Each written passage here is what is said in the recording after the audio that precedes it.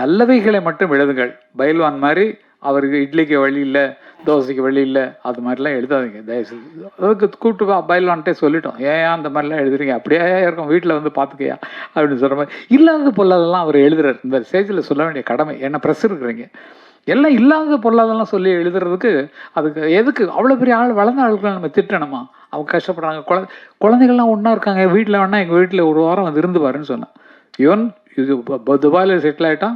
இவன் கார்த்திக் பார்த்தீங்கன்னா அவனுக்கு அங்கே தான் இருக்கான். அவங்க ஒய்ஃப் தான் அண்ணனுக்கு சமைச்சு போகிறான். இதெல்லாம் இல்லாமல் அவர் அனாதையாக இருக்காரு. அப்படி போட்டு என்னத்தையோ கிரியேட் பண்ணி இளையராஜாவை எதுக்கு இறக்குறீங்க? 50 வருஷம் ஒருத்தர் ஆள் நிலையாக நின்றுருக்காரு. அப்படிப்பட்ட ஆளை இறக்கணுமா? நல்லா யோசிச்சு பாருங்கள். பயில்வான் எழுதுனது கரெக்டாக, இது பயில்வானுக்காக சொல்கிற வார்த்தை தான் இது. பயில்வான் அவர்கள் அதற்கு மன்னிப்பு கேட்டே ஆகணும். ஏன்னா யார்கிட்டயோ வாழ்க்கையை படிச்சிடும் அப்படின்ற மாதிரிலாம் தப்பு தப்பாக சொல்லிட்டு இருக்காரு. அது சரியில்லை.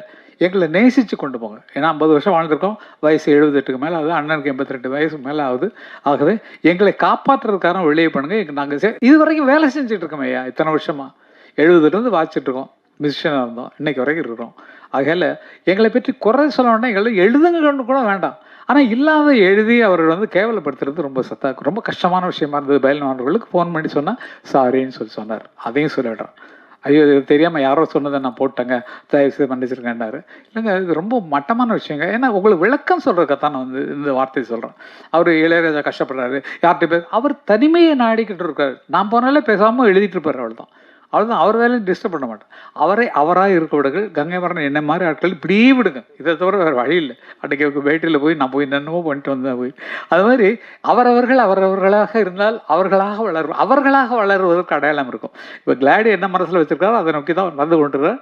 சதா அவர்கள் மனசில் என்ன நினச்சிருக்காரோ அதை நோக்கி தான் எழுந்து கொண்டிருக்கார். ரவிகாந்த் என்ன நினச்சிருக்காரோ அது மேலே தான் வந்துட்டு இருக்காங்க. நீங்களும் சரி, எல்லாரும் சரி, அவர்கள் எண்ணத்தில் உயர்ந்து போகிறார்கள். எண்ணம் எது அதிகமாக இருக்கிறதோ அதில் தான் உச்சத்தில் வர முடியும். இப்போ எங்களை பார்த்தீங்கன்னா என் கனவும் நினைவும் இசையே இசை இருந்தால் மரணமேது என்று பாடின மாதிரி இன்னைக்கு வரைக்கும் அந்த மியூசிக் லைனை தவிர வேறு எங்கேயாவது போயிருக்கோமா?